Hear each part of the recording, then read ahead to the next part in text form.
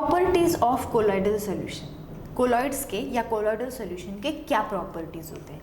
चलिए, पहले तो ये कोलॉइडल सॉल्यूशंस या ये कोलॉइड्स कैसे होते हैं? हेटेरोजीनियस होते हैं। These are the heterogeneous mixtures और heterogeneous systems. Then the next property is the Tyndall effect. See, when light falls on the colloidal particles, these colloidal particles scatter the light in all directions and this property is only known as the Tyndall effect. इसी को हम कहते हैं Tyndall effect. Then after this, next property is the color of the colloidal solution. See, the color of the colloidal solution depends upon the wavelength of the light that is scattered by these colloidal particles. Colloidal particles किस wavelength को scatter करेंगे उस पे depend करता है कि उस colloidal solution का क्या कलर होगा. Then next is Brownian movement. Next property of colloids is Brownian movement. When colloidal sols were observed under powerful ultra microscope, it was observed that the colloidal particles are in continuous zigzag motion. ये ऐसे continue move करते रहते हैं. इसी movement को हम कहते हैं Brownian movement. Actually this movement depends upon the size of the colloidal particles and the viscosity of the colloidal sols. Particles की साइज जितनी कम होगी ये मूवमेंट उतनी ही फास्ट होगी और सोल की कोलॉइडल सोल की विस्कोसिटी जितनी कम होगी उतनी ही फास्ट ये ब्राउनियन मूवमेंट होगी. Then the next property is the charge on the colloid और charge on the colloidal particles. See, colloidal particles always carry charge on them. Now this charge depends upon the adsorption of the ions from the dispersion medium. मतलब उस colloidal particles ने कौन से ions adsorb किए हैं उस पे depend करता है कि कोलॉइडल सोल पे कौन सा चार्ज होगा. सी, द सोल पार्टिकल्स और the colloidal particles either adsorb positive और negative ion by the preferential adsorption of the ions. अब ये प्रेफरेंशियल एड्सॉर्प्शन क्या होता है? मतलब देखिए, अगर दो या दो से ज़्यादा आयंस है तो उन आयंस में से कोई एक ही आयन उस कोलॉइडल पार्टिकल्स के ऊपर एड्सॉर्ब होगा और इसे ही हम कहते हैं प्रेफरेंशियल एड्सॉर्प्शन. चलिए, इससे हम एक एग्जाम्पल की मदद से पढ़ते हैं. लेट अस से we took a highly diluted solution of AgNO3 and Ki is added to it. Then first of all AgI will be precipitated and on this AgI ions of I minus are adsorbed. I minus क्या हो जाएंगे? इस surface के ऊपर adsorb हो जाएंगे और फिर ये जो सोल बन रहा है, ये जो कोलॉइडल सोल बन रहा है, ये कैसा है? ये नेगेटिवली चार्ज्ड है. Negatively charged sol. But now see what happen here, we had taken dilute. हमने डाइल्यूट लिया था. लेकिन अगर मैं कॉन्सेंट्रेटेड AgNO3 लूँगी और Ki उसमें ऐड करूँगी तो सबसे पहले तो प्रेसिपिटेट बनेगा किसका? AgI का. लेकिन अब इस बार इस प्रेसिपिटेट के ऊपर Ag प्लस आयंस एड्सॉर्ब होंगे. Ag प्लस आयंस एड्सॉर्ब होंगे. इसी को हम कहते हैं प्रेफरेंशियल एड्सॉर्प्शन. तो यहाँ पे फॉर्म हो रहा है पॉजिटिवली चार्ज्ड सोल. यहाँ पे फॉर्म हो रहा है पॉजिटिवली चार्ज्ड सोल. तो इसे ही हम कहते हैं preferential adsorption of the ions. Now see what will happen when such kind of A colloidal particle has formed. मतलब देखिए, हम बात करेंगे AgI प्रेसिपिटेट के ऊपर जब I माइनस आयंस एड्सॉर्ब हो गए हैं, नेगेटिवली चार्ज्ड सोल बन गया है. अब क्या होता है? इनके ऊपर और एक लेयर फॉर्म होती है लेकिन अपोजिटली चार्ज आयंस की, मतलब किसकी, यहाँ पे अपोजिटली चार्ज आयंस कौन है, K+. So a second layer will be formed of K+. Now see, the first layer of I- is actually called as the fixed layer. ये जो पहली लेयर बनी है I- की, इसे हम कहते हैं फिक्स्ड लेयर. और ये जो सेकेंड लेयर बनी है K+ की, this is actually a mobile layer which is called as diffuse layer. इसे हम कहते हैं डिफ्यूज लेयर. अब देखिए दोनों लेयर्स जो है ये अपोजिटली चार्ज है या नहीं. So because of this oppositely charge layers और because of this charge separation and electric potential is generated between these two layers. इन दो लेयर्स के बीच में एक इलेक्ट्रिक पोटेंशियल जनरेट होगा जिसे हम कहते हैं जीटा पोटेंशियल, जिसे हम कहते हैं जीटा पोटेंशियल. और I can define this zeta potential as the potential difference that is present between these two oppositely charged layers is called as the zeta potential, or also it is known as electrokinetic potential. Electrokinetic potential. Electrokinetic potential. Then the next property is the electrophoresis. Our next property is electrophoresis.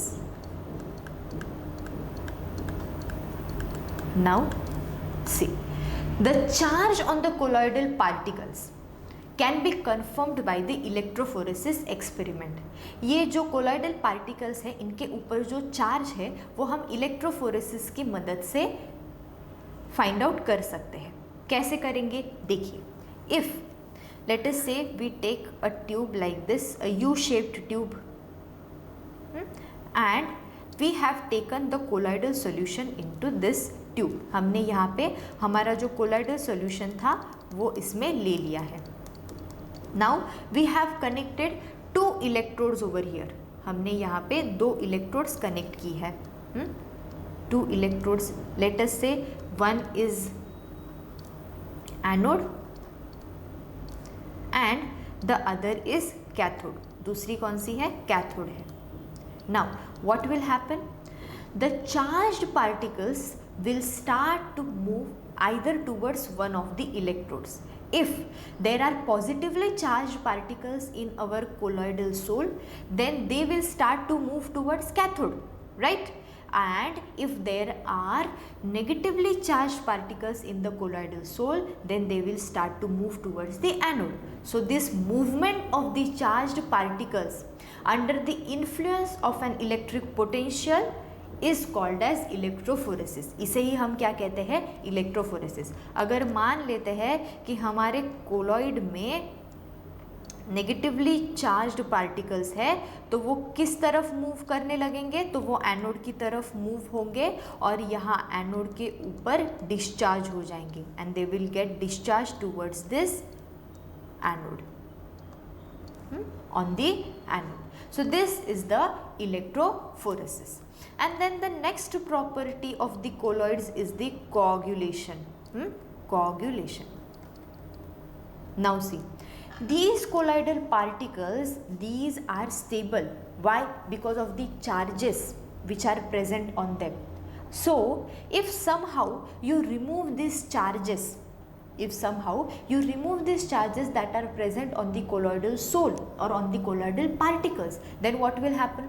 These colloidal particles will start to accumulate or aggregate, एक साथ आ जाएंगे और क्या हो जाएगा, उनका coagulation या फिर precipitation हो जाएगा. So this process of settling of the colloidal particles is called as coagulation or precipitation. क्या कहा मैंने? Process of settling colloidal particles, process of settling of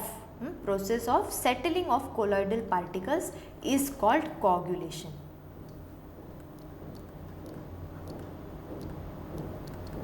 is called coagulation or precipitation.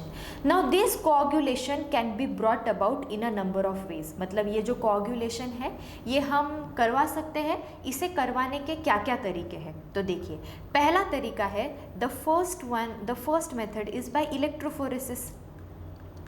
By electrophoresis. See, because of electrophoresis, what will happen? The charged particles, the charged colloid particles, they will start to move towards the electrode which is opposite in charge with respect to them, है ना. मतलब अगर colloidal particles के ऊपर positive charge है तो वो कहाँ भागेंगे? नेगेटिवली चार्ज इलेक्ट्रोड की तरफ. वहाँ वो डिस्चार्ज हो जाएंगे और वहाँ प्रेसिपिटेट हो जाएंगे. So this is one of the way. Then second way is by mixing two sols. By mixing two souls. See, if we mix two oppositely charged souls, then what will happen? The opposite charges will neutralize each other and the colloidal particles will get coagulated. जब एक बार neutralise कर देंगे तो charge बचेंगे ही नहीं. अगर charge ही नहीं रहेगा तो पार्टिकल्स कोआगुलेट हो जाएंगे. So this is one of the method. The next way to bring about the coagulation is by boiling. Next method is by boiling. See, when a soul is boiled, it ultimately gets coagulated. Why? Because when you boil the soul, what will happen? See, the molecules will collide with each other at a faster rate. अब molecules का जो collision है वो ज़्यादा होगा. Because of collision, the adsorbed layer of the ions will get disturbed. And because of this collision, once the layer is disturbed, ultimately the charge which is present on the colloidal particle gets reduced, and because of this they finally settle down and get coagulated. Then the next way to bring about coagulation is by adding electrolyte. See, when excess of electrolyte is added to a colloidal soul, it gets precipitated. Why? Because the ion, now what will happen? See, the colloidal particles will interact with the ion which has a charge opposite to which is present on themselves. मतलब अगर colloidal particles के ऊपर positive charge है तो अब ये colloidal particles negative ion के साथ इंटरैक्ट करेंगे. तो इस वजह से क्या हो जाएगा? इस वजह से दोनों आयंस जब इंटरैक्ट करेंगे तो न्यूट्रलाइजेशन हो जाएगा. And because of this neutralization, the colloidal particles will start to settle and finally they will get coagulated. So the ion which brings about the precipitation of the colloidal particles is called as the coagulating ion. And it is said that higher the valency of coagulating ion, greater will be the rate of the coagulation. मतलब देखिए, अगर आपके पास positive soul है then the coagulating power of the negative ions will be in the order of PO4 3 minus, SO4 2 minus and Cl minus. Let us say these are the three negative ions, phosphate ion, sulfate ion and chlorine ion. तो इनमें से सबसे ज़्यादा coagulating power किसकी होगी? PO4 3 minus की, क्योंकि उसकी वैलेंसी ज़्यादा है तो वो और अच्छे से किसी भी पॉजिटिव सोल को कोआगुलेट कर पाएगा. If you have a negative sol then the coagulating power of the positive ions will be in the order of Al3 plus, Mg2 plus and Na plus. So in this case the aluminium ions will have a high efficiency of coagulating a negative soul. So this is known as the Hardy-Schulze rule. इसे ही हम क्या कहते हैं? Hardy-Schulze rule. क्या कहता है ये rule? Greater the valency of coagulating ion, higher will be the rate of coagulation.